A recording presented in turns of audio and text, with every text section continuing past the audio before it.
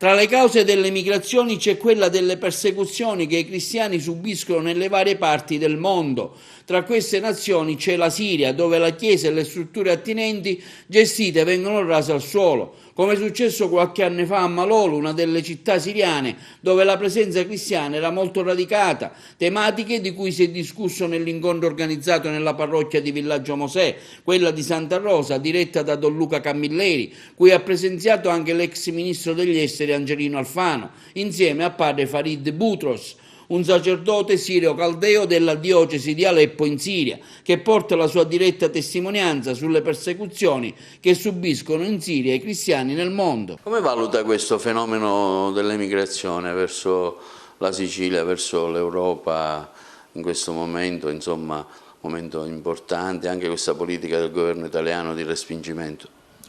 Per me sempre, come Papa Francesco parla sempre, dobbiamo sempre mostrare l'amore di Dio per tutti, specialmente che sono veramente bisognosi. I migranti non vogliono lasciare i loro paesi, ma purtroppo, come già abbiamo detto, quando c'è questa difficoltà, c'è questa sofferenza che non può vivere una vita normale, vita dignitosa, cosa possono fare?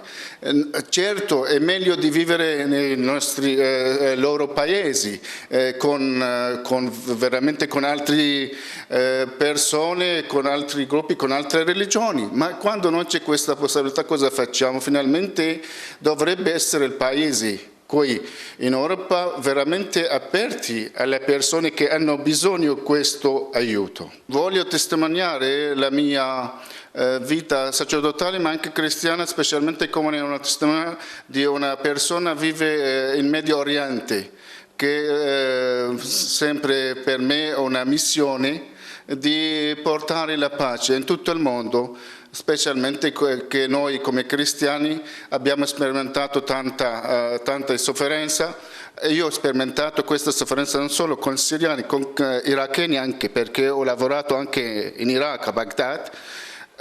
Sempre siamo attaccati, purtroppo, e non è facile. Per me un'esperienza dovrebbe essere una testimonianza in tutto il mondo, dimostrare il cristianesimo come una vita che vuole sempre portare la pace in tutto il mondo. Non vogliamo di essere veramente portare rami, di essere veramente come altri che vogliono distruggere tutta la civiltà, anche perché il cristianesimo in Medio Oriente è una civiltà, non solo una religione. Per questo dobbiamo mantenere il cristiano in Medio Oriente. Per questo sempre chiedo l'aiuto del mondo occidentale di veramente di aiutare i cristiani, perché le radici dei cristiani sono in Medio Oriente. È importante di mantenere queste radici.